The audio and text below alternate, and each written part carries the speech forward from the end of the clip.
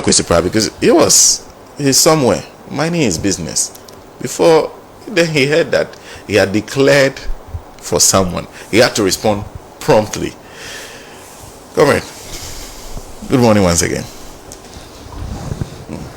Well, first of all, I think it's important for us to recognize that those who use disinformation and misinformation, as tools of electioneering, election campaigns, are nothing but untrustworthy criminals. That's what they are. Now, if they are untrustworthy criminals, what it then means is that if you find any political party or individuals affiliated with political parties engaged in misinformation, they are telling you not to vote for them. Don't vote for them. You can't trust them. If today, 7 days before an election, they are engaged in misinformation, how can you believe or trust that if you give them your mandate, they will do the things that they promise? These are liars, plain-faced liars. These are people who dwell on deceit, and that's the message they're sending across. So anytime you come across disinformation, try and find out who is peddling it. And if you find out who is peddling it, your decision ought to be that that person is not worthy of your vote. Simple. It's not complicated at all. You understand? If they will lie their way to power, they will not keep any of their promises. And that's, for me, very, very significant. Now, you see, Senna, if ordinary, citizens, and I mean very ordinary citizens,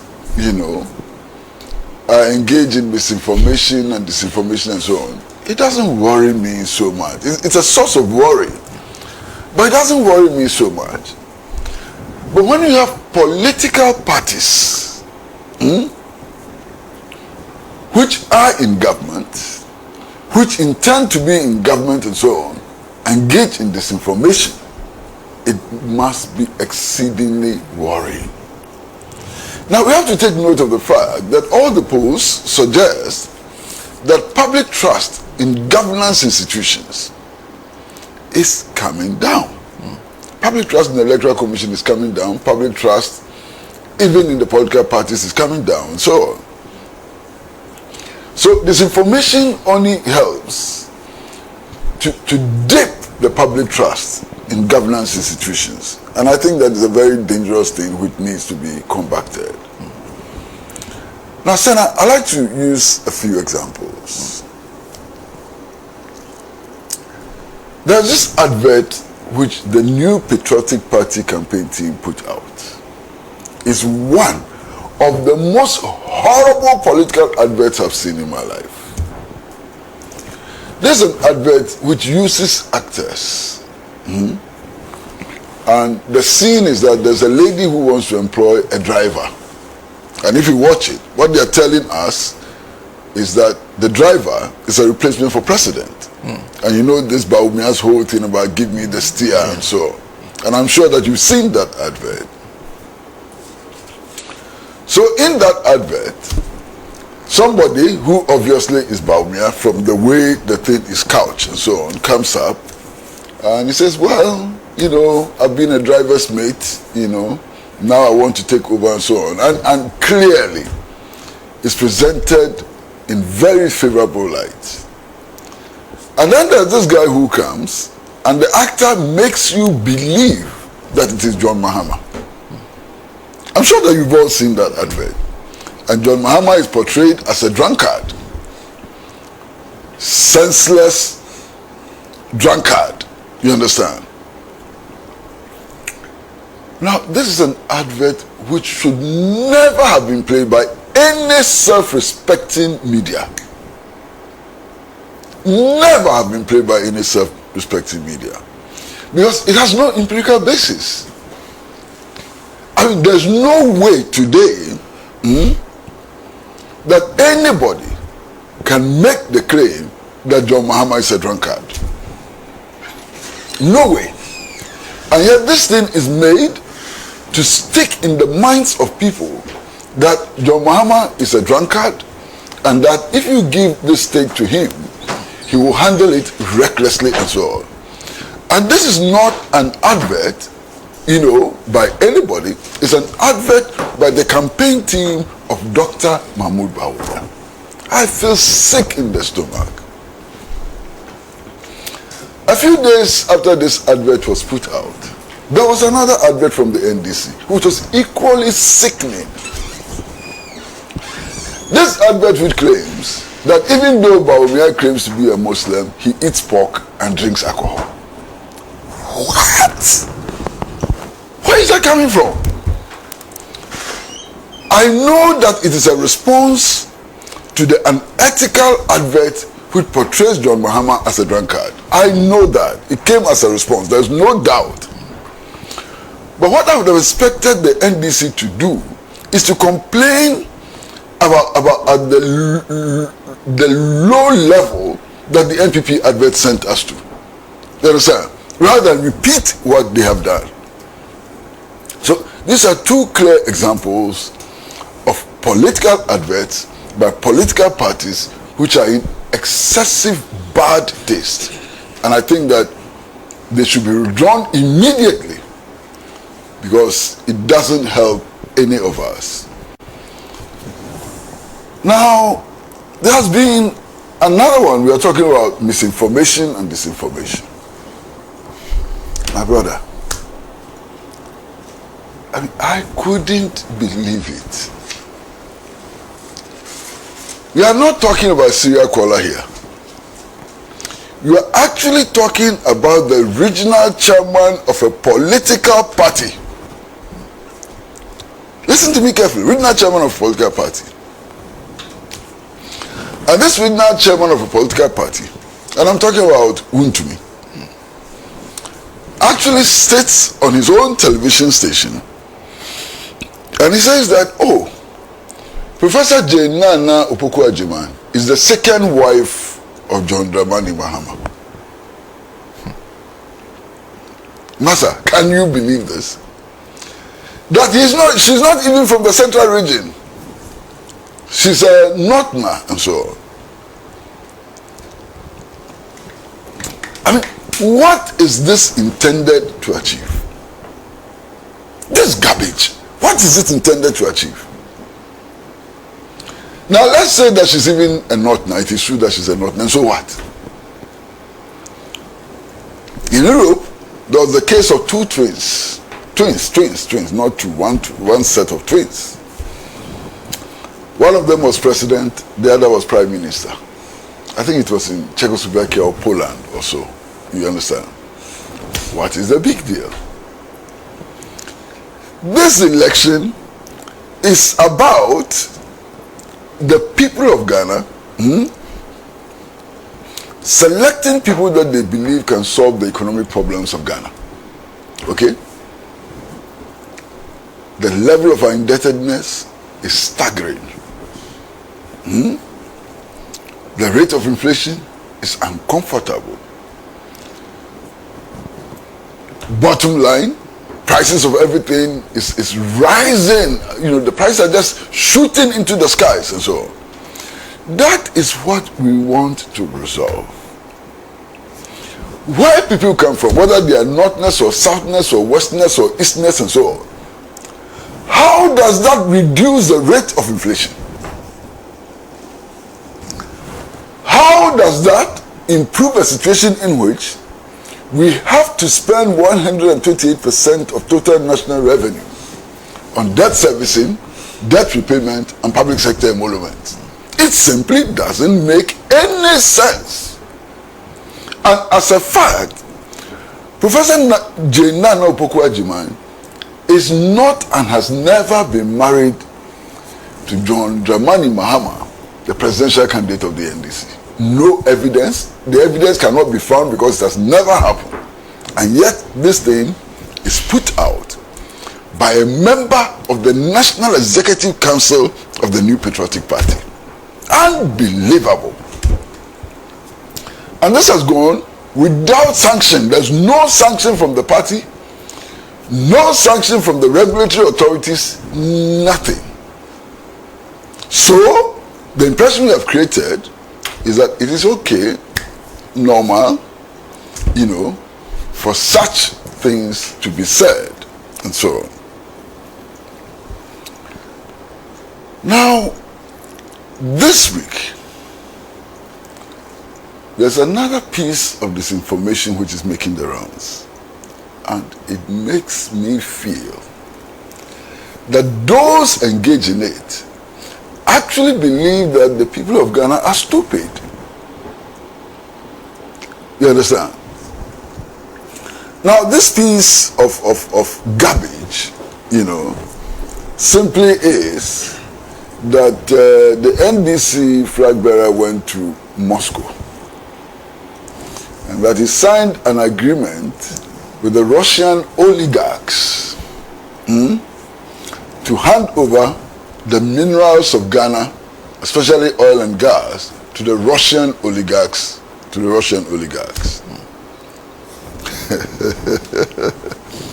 Senna, in what capacity? In what capacity can today Mr. John Dramani Mahama hand over our natural resources to oligarchs? In what capacity? There is no capacity. And which businessman in the world will sign an agreement with him for him to hand over our oil and gas? Does it make sense? But yet, this is something which is being pushed so strongly, so forcefully, and so on. And you see, the reason why I think that people who do this have little brains is that their brains are so small that they think that we can believe this garbage.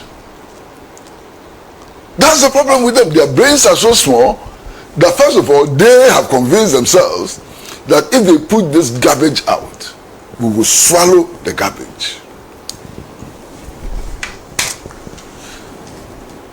Recently, the Ghana police told us that they had arrested somebody who had been on one of the media stations to say that there will be two elections, and that the first election is for the first 7 people on the ballot paper. There will be a second election for those from 8 to 12. Okay.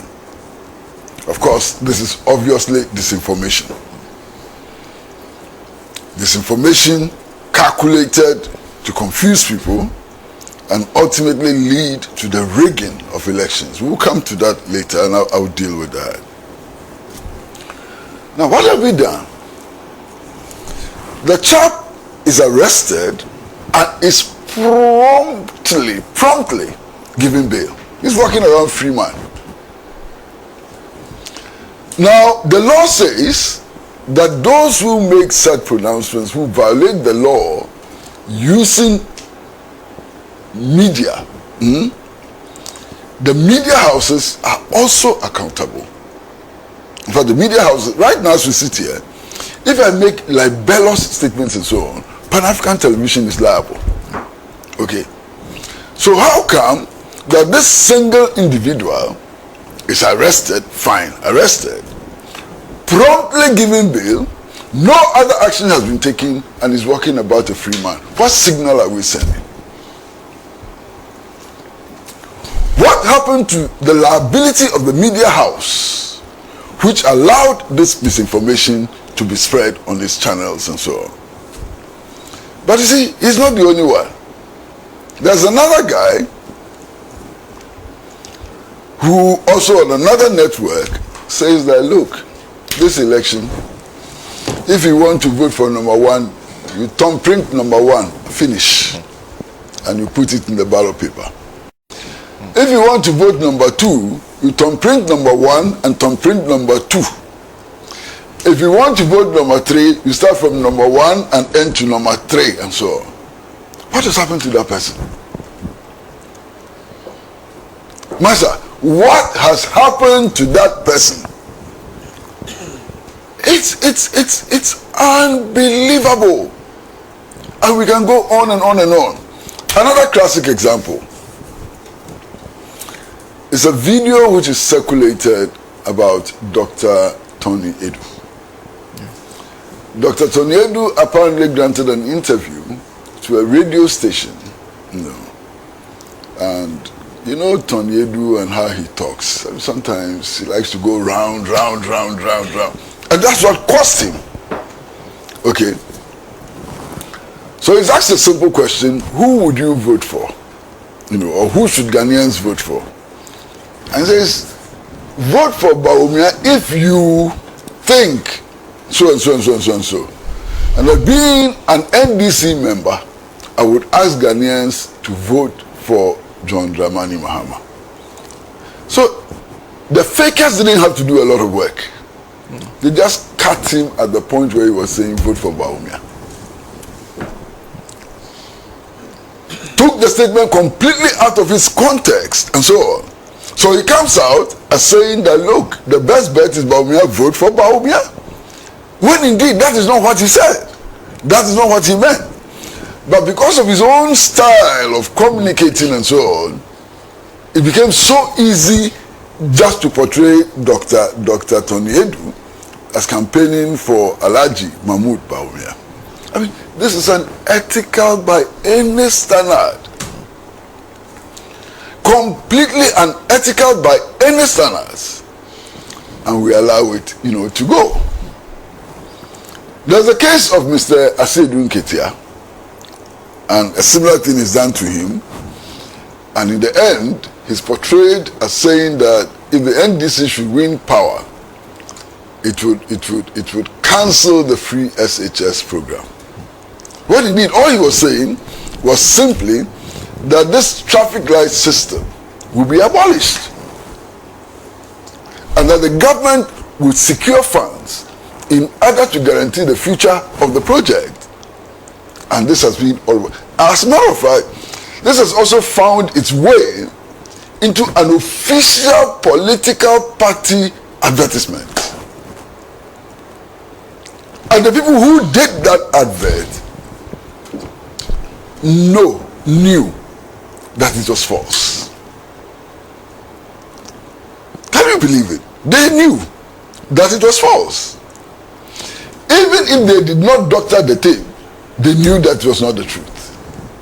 And yet they put it out as, an advert and so on. Now the other time I was speaking to one of my friends in the media. I was speaking to Kwame Sefakai about these developments. I said, just ignore them. This is the silly period. This is what is called the silly period. Yes, you can call it the silly period. You can call it anything, but these are not things to be ignored, because we ignore them at our own peril. What it means is that people on December 7th are going to cast ballot on the basis of disinformation. What it means that a lot of people who are going to cast their votes would not be casting their vote on the basis of the concrete issues before us. And that's a subversion of the sovereignty of the people, and I think that we need to take that very, very seriously. You see, I'll give you my own example. I mean, I'm a bit uncomfortable, but let me do it because it's interesting. I see somebody sends me something on social media indicating that I had endorsed Dr. Mahmoud Bawumia. Not just endorsed him, but also made a statement to the effect that currently he's not the president and therefore cannot be held responsible for the mess that we're experiencing now. And that he will be his own man if he should come into power and so on.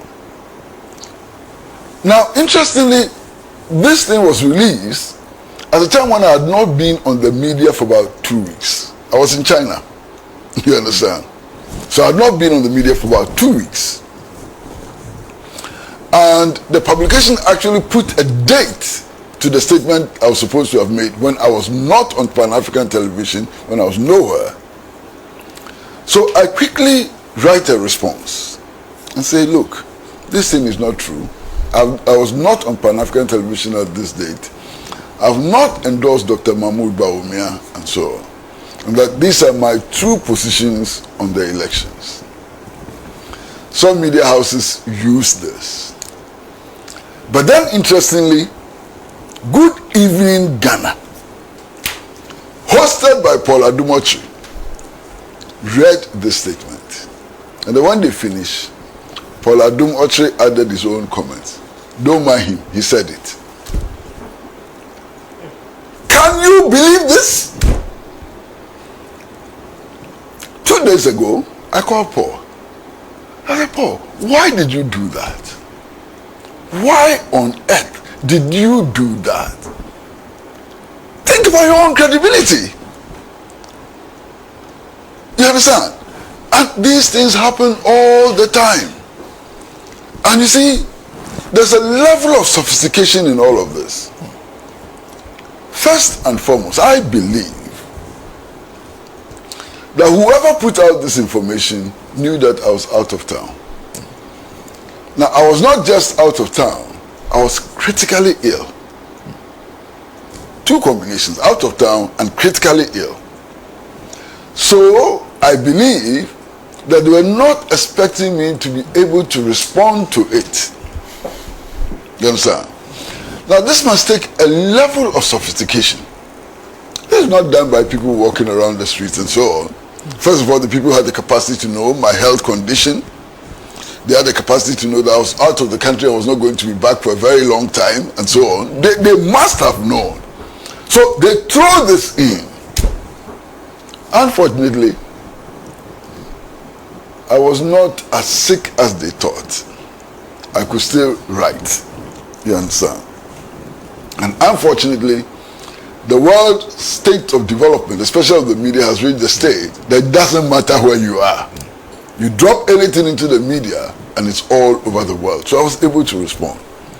Now what shocked me was that after I had responded and said, it is not true, I have not done this, somebody who by all standards is considered a senior journalist and so on, comes and says, he said it. My goodness, where are we heading? I mean, very, very troubling. Now, there are other fake things, misinformation which is spreading around and so on. And it involves election surveys, polls. Is that how you call it? Polls or pools? Or polls, I think.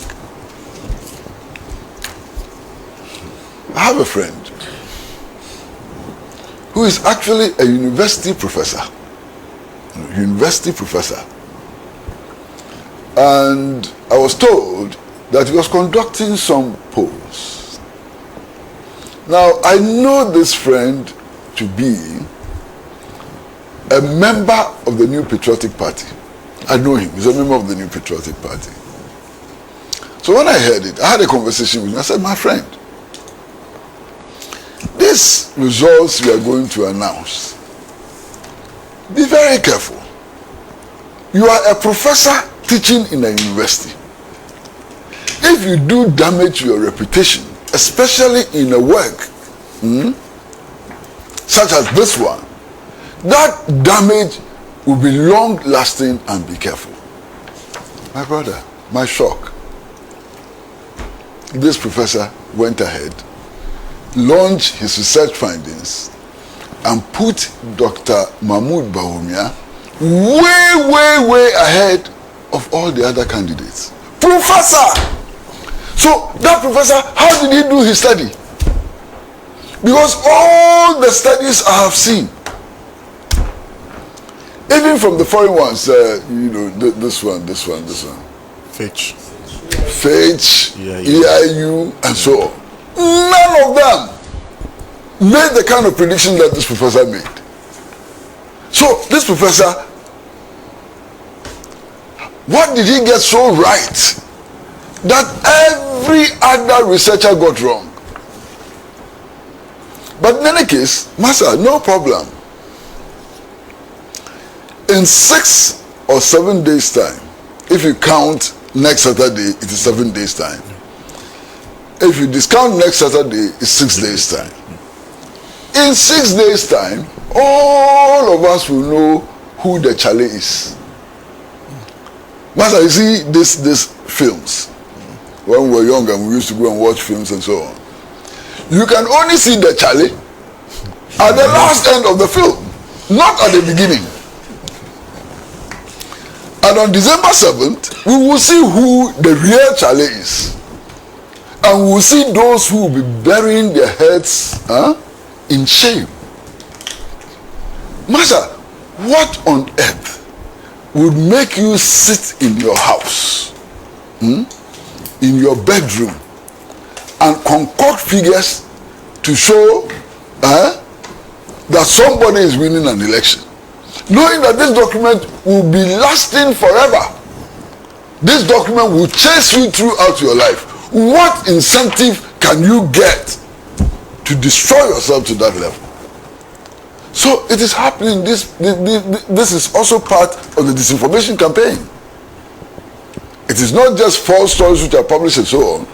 False research, and false research not done by media houses and so on, but done sometimes by professors.